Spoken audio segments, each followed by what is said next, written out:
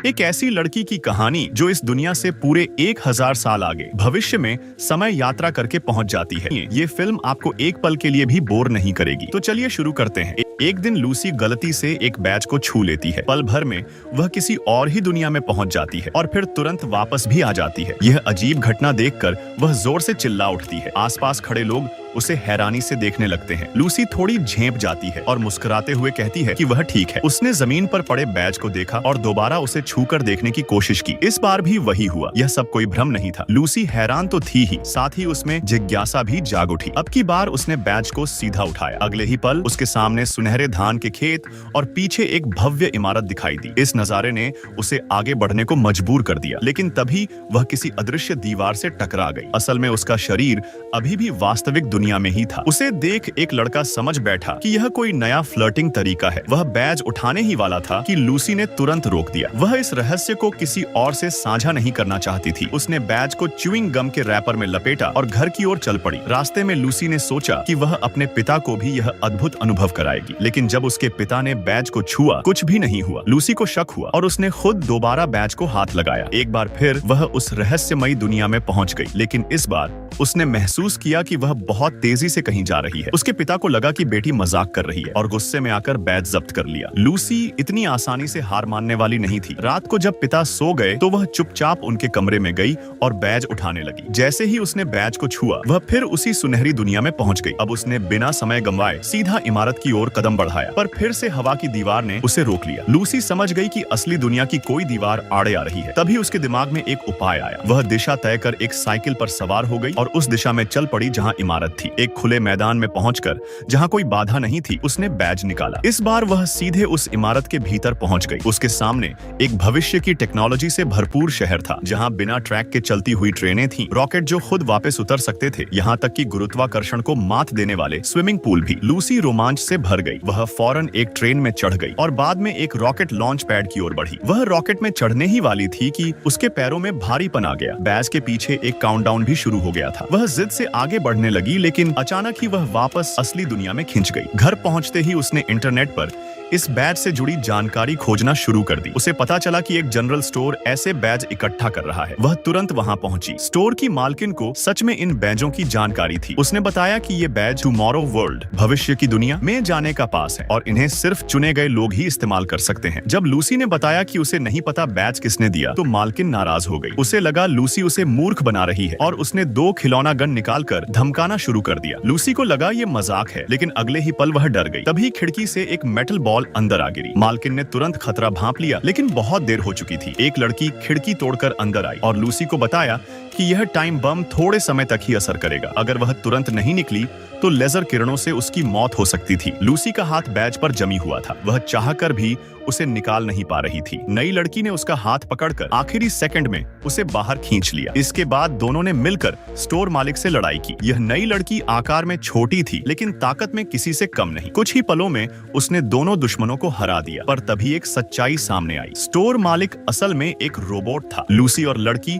वहां से भागने लगी। वे कार में बैठकर निकल गईं। रास्ते में पता चला कि नई लड़की का नाम अथीना है और वही एक रिक्रूट ऑफिसर है। उसी ने चुपचाप लूसी को बैच दिया था, लेकिन जैसे ही लूसी को पता चला कि अथीना भी एक रोबोट है, वह घबरा गई। उसने गाड़ी रोकी और वहां से भाग निकली। अथीना ने पीछा करने की कोशिश की, लेकिन तभी वह एक कार से टकरा गई। ड्राइवर डर गया और उसकी ओर भागा। तभी एक और लड़की कार लेकर भाग गई। ड्राइवर भागती हुई कार के पीछे गया। उधर टकराई हुई अथीना एकदम से उठ बैठी और अब वह तेजी से कार का पीछा करने लगी। इतनी तेजी से कि उसकी रफ्तार अब इंसानों जैसी नहीं लग रही थी। रियर व्यू मिरर में उसे भागते देख केसी की आंखें हैरानी से फटी रह गईं। फिर अचानक वो लड़की सीधे गाड़ी के बोनट पर कूद पड़ी। केसी डर के मारे ब्रेक पर जोर से पैर मारा। जड़त्व के कारण वो लड़की सीधे ड्राइविंग सीट से टकरा गई। उसने बिना वक्त गंवाए चाबी तोड़ दी और फिर दरवाजे का हैंडल भी तोड़ डाला। अब केसी के पास कोई रास्ता नहीं बचा था, बस वही करना था जो लड़की कहती। जब देखा कि वो लड़की उसे नुकसान नहीं पहुंचा रही, केसी ने खुद को शांत किया और उसकी बात सुनी। लड़की ने अपना नाम अथीना बताया और कहा कि वो फ्यूचर वर्ल्ड से आई एक रिक्रूटर है। उसका मिशन है कुछ खास लोगों को फ्यूचर फ्यूचर में ले जाना, और केसी थी उसकी लिस्ट में आखिरी चुनी गई इंसान। फ्यूचर में संकट आने वाला है और अगर उन्होंने जल्दी कुछ नहीं किया तो न सिर्फ भविष्य बल्कि वर्तमान भी तबाह हो जाएगा। लेकिन फ्यूचर में वापस जाना आसान नहीं था। उन्हें पहले फ्रैंक को ढूंढना था, एकमात्र इंसान जो उन्हें वहां पहुंचा सकता था। दोनों फ्रैंक के घर पहुंचे, लेकिन फ्रैंक ने दरवाजा ही नहीं खोला। वो कितना भी मिन्नतें करें, फ्रैंक टस से मस नहीं हुआ। केसी मायूस होकर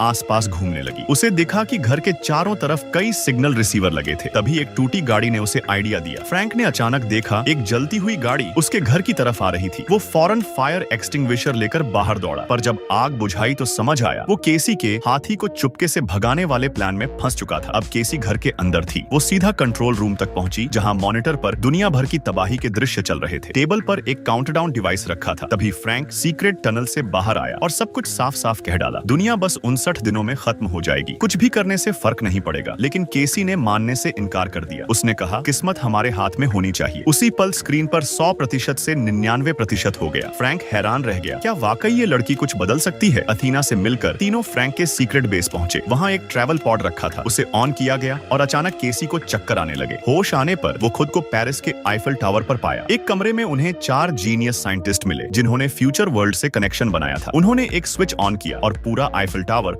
2 हिस्सों में बंट गया। नीचे से एक जायंट रॉकेट ऊपर उठने लगा। केसी, अथीना और फ्रैंक उसमें चढ़े और रॉकेट हवा में उड़ा। एक ऊंचाई पर पहुंचने के बाद रॉकेट का बूस्टर हिस्सा अलग हो गया और कैप्सूल उलटी दिशा में घूमकर अत्यधिक स्पीड में पृथ्वी की ओर आया और फिर उसने स्पेस टाइम बैरियर को तोड़ दिया। अब वो फ्यूचर वर्ल्ड में थे, लेकिन यहाँ सब उजड़ा हुआ था। फिर कुछ फ्लाइंग व्हीकल्स आए और उन्हें डेविड, फ्यूचर वर्ल्ड के गवर्नर के पास ले जाया गया। फ्रैंक ने डेविड को बताया कि केसी शायद दुनिया को बचा सकती है। डेविड उन्हें टाइम मॉनिटरिंग टावर ले गया, जहाँ क्वांटम टेक्नोलॉजी से वो न सिर्फ भविष्य देख सकते थे बल्कि अतीत भी। केसी ने देखा 3 दिन पहले का खुद का अक्स। फिर उन्होंने देखा युद्ध, न्यूक्लियर धमाके, बाढ़ और तबाही। केसी डर गई और पूछा, अगर ये सब पहले से जानते थे तो लोगों को फ्यूचर वर्ल्ड क्यों नहीं लाया गया? डेविड बोला, ये सब इंसानों की अपनी करनी है। हम केवल टैलेंटेड लोगों को ही अपनाते हैं, वरना यहाँ भी तबाही मच जाएगी। केसी को ये गलत लगा, पर वो कुछ कर नहीं सकी। तभी उसने नोटिस किया डूम्सडे इमेजेस थोड़ी देर के लिए बदली। उसे समझ आया ये मशीन फ्यूचर नहीं दिखा रही, बल्कि डर और नकारात्मकता फैला रही है, जिससे लोग धीरे धीरे खुद तबाही की तरफ बढ़े। अब उन्हें समझ आया असल खतरा टाइम मॉनिटरिंग टावर है। वो फिर से डेविड के पास गए और उसे सब बताया, पर डेविड को कोई फर्क नहीं पड़ा। फ्रैंक को समझ आ गया ये सब प्लान उसी का था। फ्रैंक ने डेविड पर हमला किया, अथीना ने रोबोट्स से लड़ाई शुरू की और केसी ने एक बम फेंका